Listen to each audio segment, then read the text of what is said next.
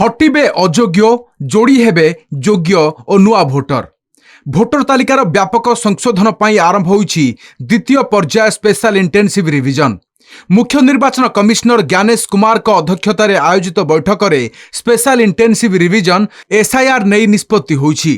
2026 मसीहारे विधानसभा निर्वाचन हेबाकु जाउथुबा 12टी राज्य एवं केन्द्रशासित अंचल में द्वितीय पर्यायर स्पेशल इंटेंसिव रिविजन हेबो।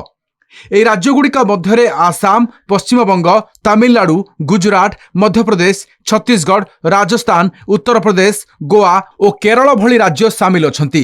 সেপরি আন্ডামান ও নিকোবর ও পুদুচেরিরে মধ্য স্পেশাল ইন্টেন্সিভ রিভিজন আরম্ভ ହୋଇଛି। আজি ମଧ୍ୟରାତ୍ରିରୁ এই রাজ্যগুড়িকর ভোটর তালিকা ফ্রিজ ହେବ। 2003 ରେ ହୋଇଥିବା ଭୋଟର ତାଲିକାକୁ ଏଥିପାଇଁ ଭିତ୍ତି ଭାବରେ ଗ୍ରହଣ କରାଯାଇଛି। 2003 ମସିହା ପରେ ଭୋଟର ତାଲିକାରେ ଯୋଡ଼ି ହୋଇଥିବା ଭୋଟରମାନଙ୍କର ଡକ୍ୟୁମେଣ୍ଟ ଯାଞ୍ଚ ହେବ। ସେହିପରି ପରବର୍ତ୍ତୀ ପର୍ଯ୍ୟାୟରେ ପଞ୍ଚାୟତ ନିର୍ବାଚନ ହେବାକୁ ଥିବା ରାଜ୍ୟ ଏବଂ ତୁଷାରପାତ ହେଉଥିବା ରାଜ୍ୟରେ ସ୍ପେଶାଲ ଇଣ୍ଟେନ୍ସିଭ ରିଭିଜନ ହେବ।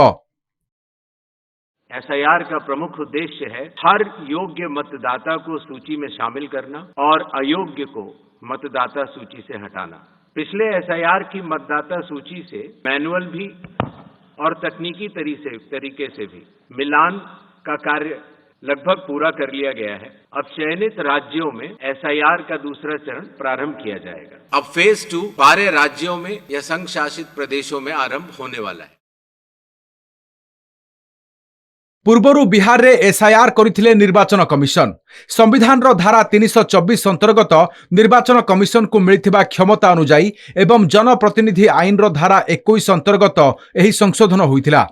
भोटर तालिका को सठिक निर्भुल करने को आरंभ होईछि स्पेशल इंटेंसिव रिविजन। भिन्न भिन्न निर्वाचन मंडली रे नाम थिबा भोटर को चिन्हट करी सेमानकु बाद देबा और योग्य भोटर को तालिका रे शामिल करबा एसआईआर रो मुख्य लक्ष्य। सेपरी मृत एवं दीर्घदिन धरी अनुपस्थित थिबा प्रवासी भोटर को बाद देई जणे व्यक्ति गोटिए भोट नीति को सफल करने को एसआईआर रे गुरुत्व दिया। बूथ स्तरीय अधिकारी बा बीएलओ माने ईसी द्वारा निर्धारित तारीख रे घर को घर बुली तथ्य संग्रह करिवे। यह सहित ऑनलाइन माध्यम रे मध्य तथ्य संग्रह कराजिबो।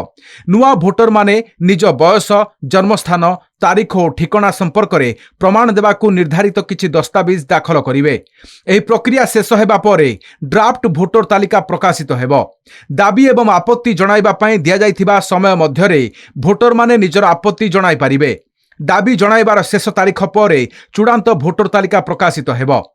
तेबे कौनसी भोटरंक अजाणतरे किंबा तांकू अपील पाई सुजोग न देई तांको भोटर तालिकारु बाद दियाजिबो नाही बोली निर्वाचन कमिशन कहिसंती। प्रिंटिंग और ट्रेनिंग का कार्य कल से शुरू होगा और 3 नवंबर तक चलेगा। हाउस टू हाउस इन्यूमरेशन 4 नवंबर से 4 दिसंबर तक। Publication of draft electoral rolls 9 दिसंबर 2025। क्लेम्स एंड ऑब्जेक्शंस का पीरियड 9 दिसंबर 2025 से लेकर 8 जनवरी 2026 और फाइनल इलेक्टोरल रोल्स 7 फरवरी 2026 को प्रकाशित किए जाए। बिहार विधानसभा निर्वाचन पूर्व भोटर तालिकार संशोधन पाई स्पेशल इंटेंसिव रिविजन आरंभ होइतिला।